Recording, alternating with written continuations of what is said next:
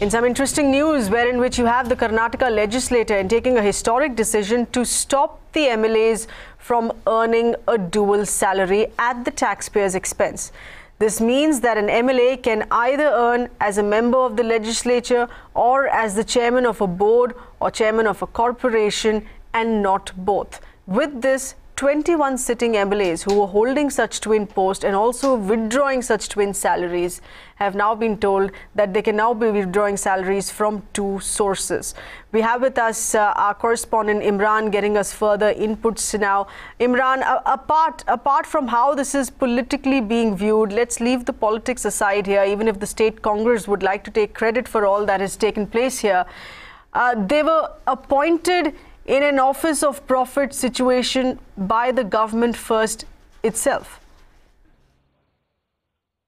Well, absolutely. That's the question here is that one, why is the government acting so late when they themselves have appointed it, when they know very clearly that it is a legal issue, that even though they are enjoying a cabinet rank status, but they're also drawing their status from the cabinet legislature. That's exactly the point the Karnataka cabinet on 13th of this month met, and there is a provision under the Karnataka State Legislators Act that the ministers, MLAs who are appointed as ministers cannot draw their salaries from the state legislators. Now this 21 MLAs what we're talking about, even though they are not designated ministers, but they enjoy cabinet rank status because of due to the fact that they are chairman of either a corporation or a board, and they're drawing the same salaries and perks which is given to a minister. So now the cabinet decided that they should take a legal opinion about it and sought the legal opinion, and also sought the opinion of the accountant general, and the state secretary of the legislature has now said that these 21 MLAs have been unduly drawing salaries from both legislatures and also from the boards. Henceforth it will not happen, and they passed a stricture in this regard. Now, but what has happened so far, the salary which has been paid to them so far, the law minister T.B. Jayachandra has clarified that they have to return either one of the salaries back to the state exchequer. If not, a legal action could be taken against them. Okay, Imran, this of course is a question of taking legal action against them in the state law minister's reaction that has come in, and what many are seeing as a face-saving measure there. But do the 21 MLAs also now stand disqualified because they're holding this twin position and were drawing twin salaries? Well, that's not, the disqualification is not been done yet. They have been given time to deposit the salary, whichever one they chooses to, whichever, whether the legislature or the corporation, they have been asked to deposit the salary. If they fail to do so, in that regard, then they will be, action will be initiated against them. But here what they're saying is that the government itself is at fault, because before appointing them, they should have clarified to them about this law. However, the state government in its defense saying that there is a stricture according to the Karnataka State Legislators Act that a minister cannot draw salaries from the legislature and also from the ministry. So that's two things is what a little the confusion was for the part that even though they are not sitting ministers, they've been given cabinet rank status as chairman of certain boards or corporations, and they enjoy the exact same privileges what has been entitled to a minister.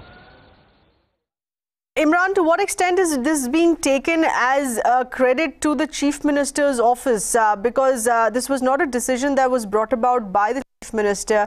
It was, at the end of the day, the legislature secretariat officials which had approached the Advocate General on this subject, on this confusion, on how to deal with this.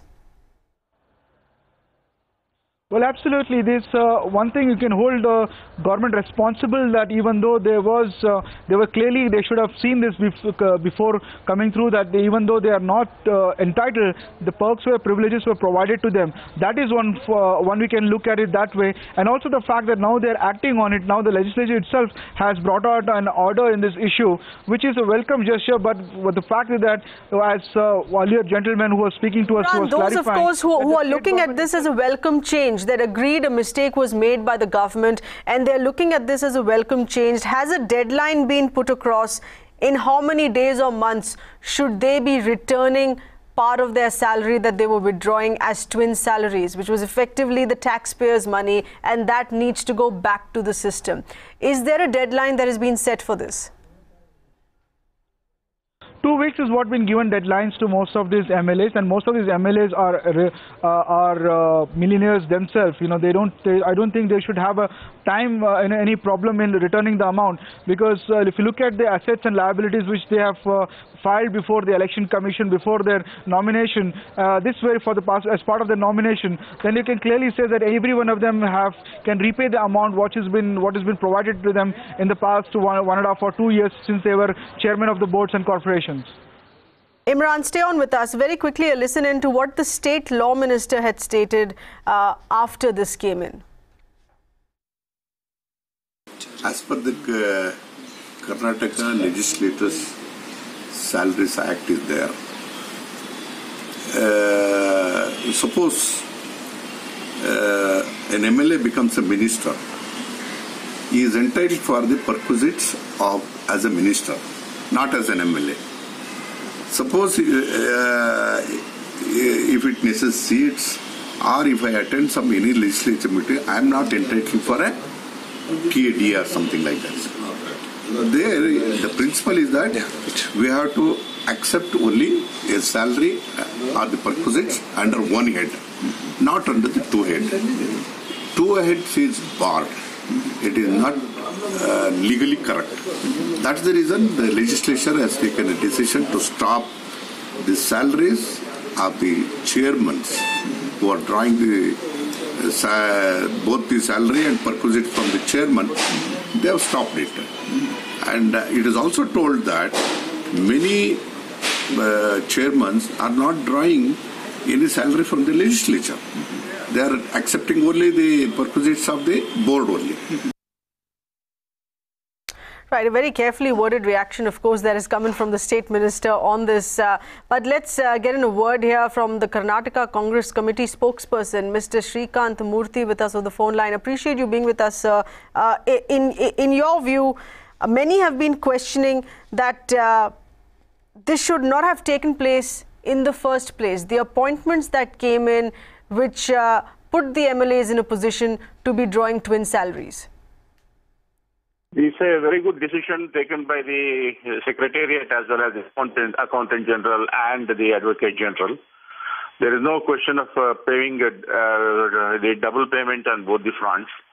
And I am happy that the Secretariat has taken a wise decision, and the lawmakers cannot take double payments because they are entitled only for payment, but they could discharge their duties in the statutory committees of the legislature, but cannot draw the allowances which they have been claiming. Right. A 2-week deadline has been set here for them to be returning the extra salary that they've been taking in all these years since they were appointed in various positions here. Do you think they should be disqualified after 2 weeks if they fail to put the money back in the system? They will have to return the money if they have claimed that twice. There is no question of running away from that. There should be accountability by the lawmakers themselves. The Congress Party does not encourage such kind of things. And we are because they hold cabinet rank positions in the respective statutory bodies. And that's enough for them because they are given house rent allowance, furniture, medical, traveling allowances and everything. But here, as a lawmaker, he cannot ask for the salary from the secretary for discharging the duties of legislator while he is getting the money from the statutory bodies. All right, Mr. Shrikant Murthy, many thanks for speaking with us. In once again clarifying, of course, they're going to be enjoying the perks and the salary that they get in heading various state boards and corporations. It is the MLA salary that they would be doing away with and also returning the taxpayers' money back to the system in a 2 weeks deadline that has been set for this.